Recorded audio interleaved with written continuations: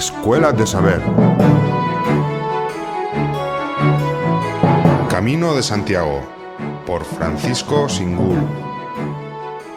La Catedral Románica de Santiago de Compostela. Parte 1.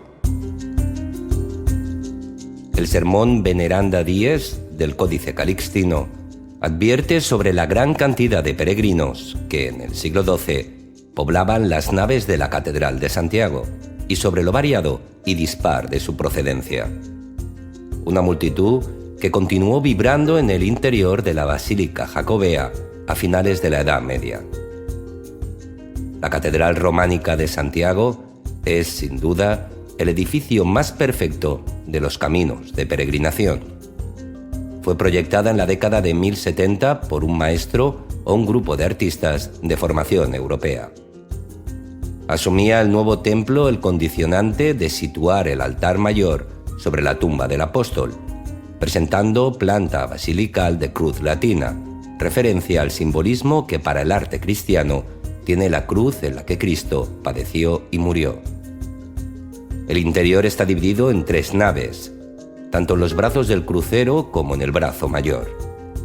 La cabecera está compuesta por capilla mayor para el altar principal, rodeada por una girola o deambulatorio semicircular, al que se abren 5 capillas radiales. Esta zona de circulación facilitaba el acceso a los diversos altares, permitiendo un completo movimiento alrededor del epicentro cultural, formado por el presbiterio y el coro de los canónigos. El tránsito de fieles y peregrinos, creando itinerarios devocionales por el perímetro del edificio, favorecía la visita a cada uno de los altares en los que se encontraban imágenes y reliquias, evitando molestias a los eclesiásticos. Con esta funcional disposición, el templo contaba con muchas capillas secundarias, lo que permitía oficiar en varios altares a la vez. La lectura simbólica de la cabecera es fiel expresión de la influencia del peregrinaje, pues ofrece una evocación de algunos santuarios de los caminos de peregrinación. En la girola se sitúan las capillas dedicadas a Santa Fe de Conques, a la Magdalena de Besalí y a San Pedro de Roma. En el transepto, las capillas de San Martín de Tours y San Nicolás de Bari, mientras que la del Arcángel San Miguel estaba en las alturas de la capilla mayor, recordando los santuarios franceses de Mont Saint-Michel y Saint-Michel du Puy, y el italiano de Saint-Michel di Monte Gargano.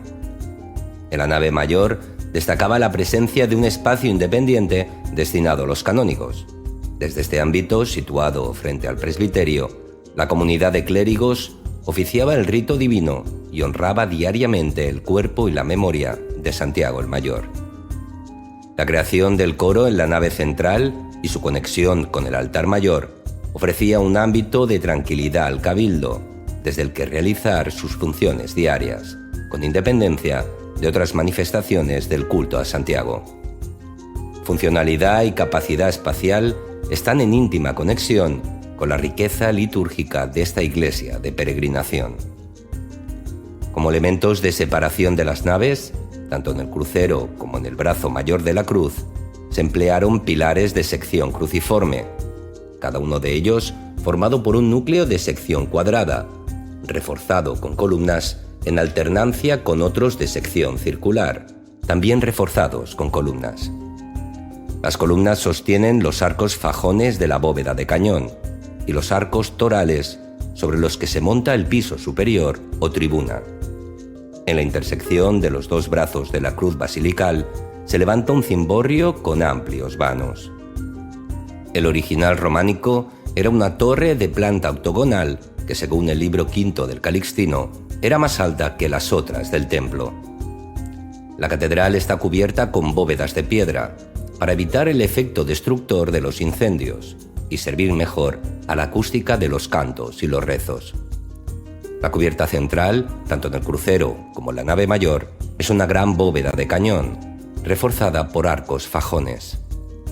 Las fuerzas y presiones de estas bóvedas centrales se contrarrestan con las naves laterales y sus cubiertas, a base de bóvedas de cuarto cañón, en el piso superior, es decir, en la tribuna, y con bóvedas de arista cubriendo las naves laterales. Los enormes empujes y presiones de los fajones se dirigen en sentido vertical hacia los pilares y en sentido oblicuo hacia los arcos de cuarto de círculo de las tribunas, que a su vez se apoyan en los contrafuertes exteriores que refuerzan los muros. Estos contrafuertes exteriores están unidos entre sí por arcos ciegos de medio punto, potenciando la solidez de la arquitectura y la plasticidad exterior. En los muros se abren amplias ventanas de arco de medio punto, decoradas con arquivoltas sobre columnas de fustes lisos, basas áticas y capiteles vegetales. Un tipo de vano iniciado en la girola a fines del siglo XI que continuó empleándose con matices en toda la catedral. Los pequeños ábsides del crucero y de la girola son de planta semicircular o semipoligonal, a excepción del ábside central de la girola, la Capilla del Salvador, que presenta planta rectangular en el exterior y semicircular en el interior. Frente a esta variedad de tipologías constructivas, el sistema de cubiertas dispuesto para estas capillas siempre es el mismo: bóvedas de cañón para los tramos rectos y bóvedas de cuarto de esfera o de horno en cada remate absidal. El piso de tribunas que rodea por completo el perímetro del edificio sirve como paso elevado para el obispo y los clérigos, almacén de objetos y materiales e improvisado albergue de peregrinos. Desde el punto de vista funcional, hay que pensar en la doble búsqueda de los artistas medievales. En primer lugar, proyectar una altura, una fuerte estructura de colaterales con capacidad para definir la nave central y sostener la pesada bóveda de cañón que la cubre. Y, en segundo lugar, optar por un diseño para los muros que delimitan la nave principal, proponiendo una alternancia de paramentos y vanos de atractivo efecto estético. El proyecto catedralicio había previsto un gran santuario que rebasaba los límites impuestos por la muralla de la ciudad hacia poniente. Los arquitectos proyectaron un edificio de dimensiones tan colosales que a medida que se construye se convierte en núcleo aglutinador de la urbe, al tiempo que potencia su urbanismo. La implantación de la nueva catedral obligó a cambios en su entorno. El palacio episcopal, que estaba hacia el sur del templo, pasó a su lateral norte. El monasterio de Antealtares, por su parte, tuvo que retirarse hacia el este, dejando espacio para la cabecera de la catedral.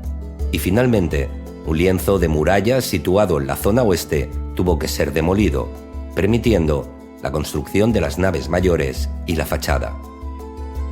El documento de 17 de agosto de 1077, conocido como la Concordia de Antealtares, firmado por el abad Fagildo de Antealtares y el obispo Diego Peláez, destaca como una de las principales fuentes que ilustran sobre estos cambios.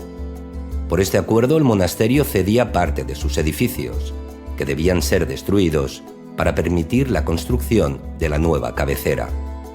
La Concordia refuerza la fecha de 1075 como la del inicio de las obras. En primer lugar, se construyen las tres capillas centrales de la girola, conservadas en la actualidad y resueltas en las últimas décadas del siglo XI. La primera en ser levantada fue la del Salvador, flanqueada por las respectivas capillas dedicadas a San Pedro a la derecha y a San Juan a la izquierda, proyectadas con planta semicircular. En esta primera campaña trabajaron 50 canteros a las órdenes del maestro Bernardo el Viejo y de su ayudante Roberto. Por las inscripciones grabadas en la capilla del Salvador, se sabe que el año en curso era 1075, siendo obispo Diego Peláez y rey de Castilla y León Alfonso VI, quien se haría llamar a partir de 1078 Imperator Totius Hispaniae, emperador de Hispania. En el interior hay dos capiteles figurados que conmemoran el hecho. En uno aparece el prelado, flanqueado por ángeles, mientras que en el otro capitel está el soberano, también acompañado de seres angélicos. Atendiendo a la lectura iconográfica de la disposición en planta de las tres capillas centrales, la arquitectura de la cabecera evoca la transfiguración de Jesús en el Tabor. La arquitectura se organiza en planta como evocación del instante en el que Jesús se manifiesta con su divina majestad ante los 3 apóstoles elegidos, Pedro, Santiago y Juan. De esta suerte, la capilla del Salvador queda en el medio, entre las de San Pedro y San Juan, estando situada la capilla mayor del templo, es decir, el altar de Santiago, en eje con la del Salvador. Esta es la parte fundamental de lo construido por Bernardo el Viejo y su taller. Serios problemas entre el obispo y el rey, por cuestiones políticas, ocasionaron la deposición y el encarcelamiento de Diego Peláez en 1088. La crisis pareció resolverse con la llegada a Santiago de un hombre de confianza del rey, el abad Pedro de Cardeña, nuevo obispo de la diócesis, hasta 1090. En este periodo, la obra de la catedral se demoró. Continuaron unos años de administraciones irregulares y efímeras, hasta el corto episcopado de Dalmacio, entre 1094 y 1095, que impuso orden en la sede apostólica y logró el cambio definitivo de lugar, pasando oficialmente, diría, a Compostela, por bula del Papa Urbano II, otorgada el 5 de diciembre de 1095. El trabajo aumentó en la década de 1090-1100, época en la que el joven vicario Diego Gelmírez dirige la administración de la diócesis, impulsando las obras del edificio.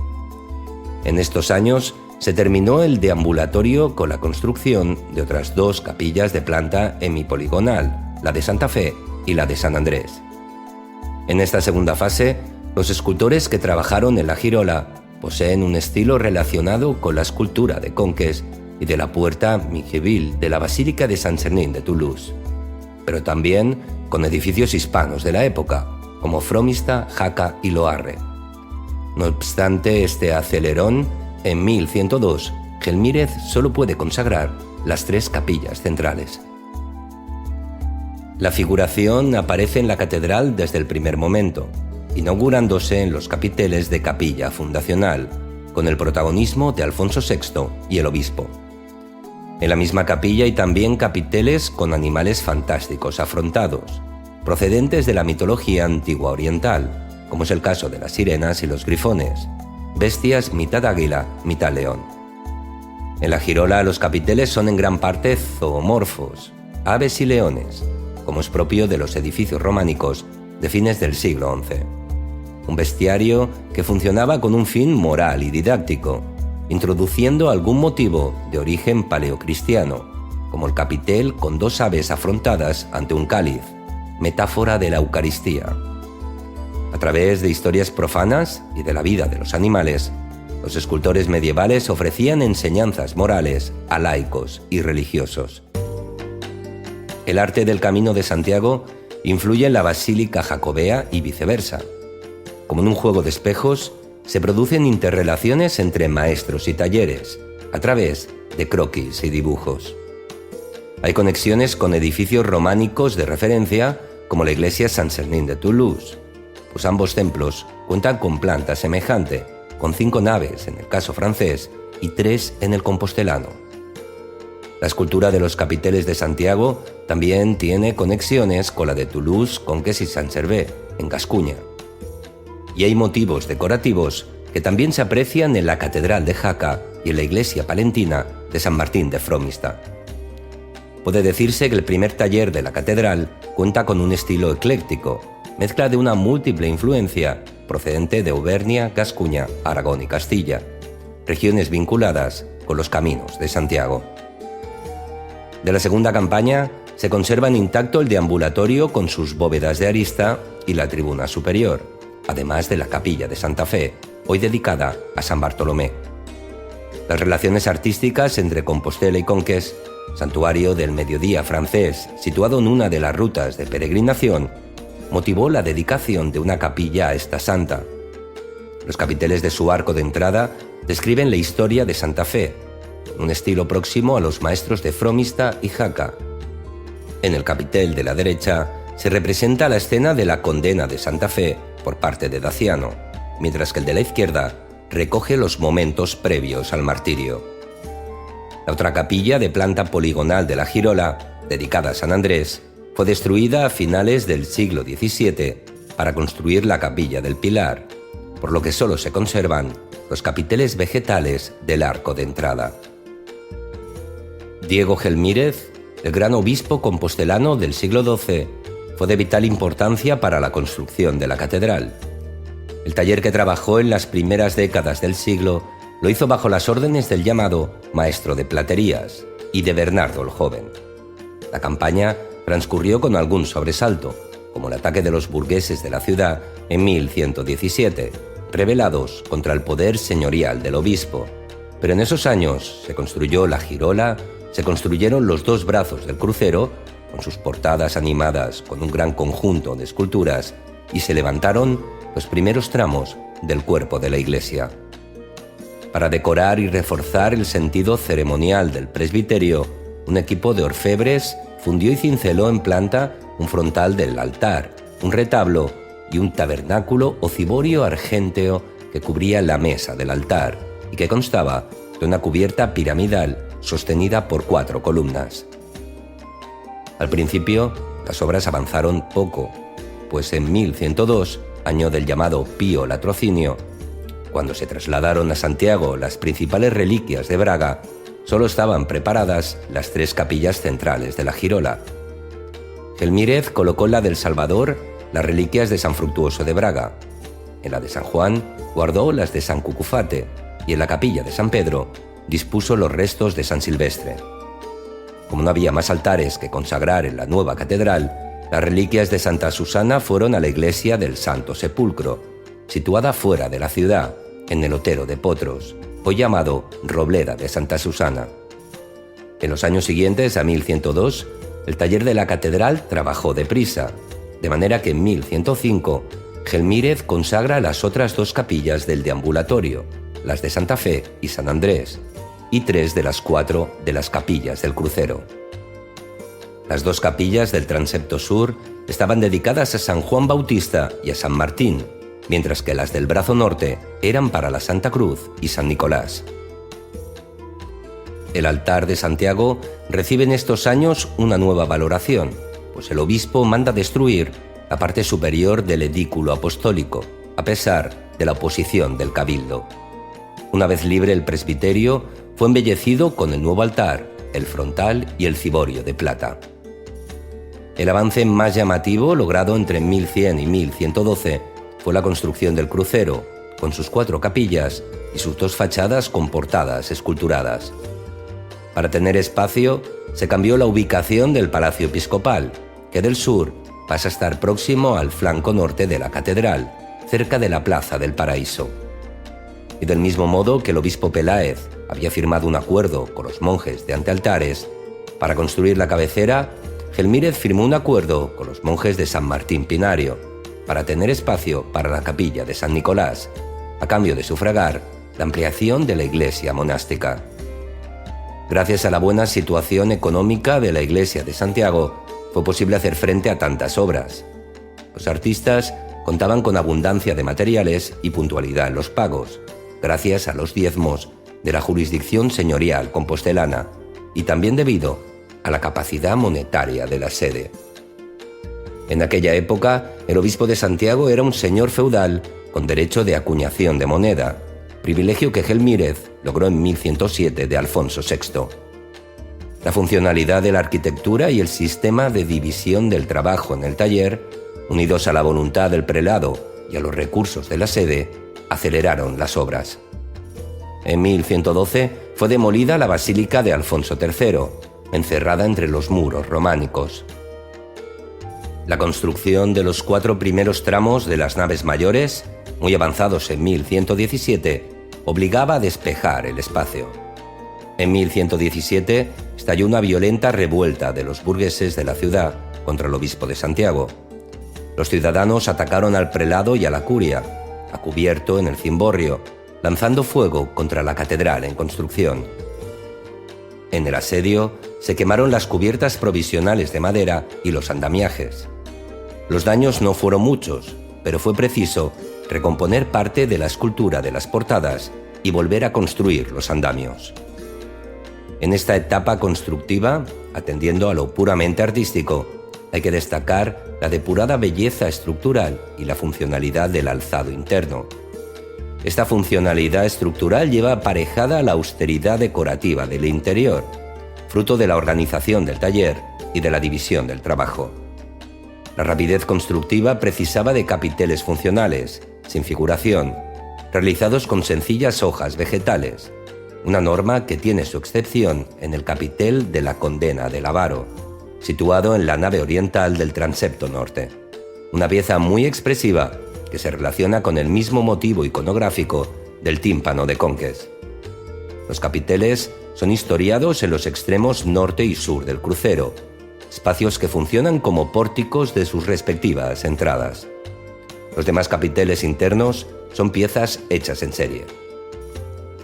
Este grupo de canteros labraba los elementos estructurales, mientras que los escultores más creativos, liderados por el maestro de platerías, esculpían los capiteles de los extremos del crucero y los relieves, arcos y columnas de las portadas. Las portadas del crucero cuentan con una estructura a base de columnas de granito y mármol, unas de fuste liso, otras labradas con figuraciones animales y humanas. Sostienen arquivoltas de medio punto, enmarcando tímpanos historiados, sobre los que corre un friso con relieves. En el segundo cuerpo había 2 ventanas formadas con arco de medio punto, mientras que el remate se hacía en piñón, con una ventana entre arcos ciegos. Las fachadas del crucero eran muy parecidas en su arquitectura, aunque con matices, fruto de la adaptación del edificio al terreno. La portada norte, al precisar de una conclusión urgente como puerta más usada por los peregrinos, fue un ensayo para la portada sur, de más cuidadas y esbeltas proporciones. Síguenos en escueladesaber.com.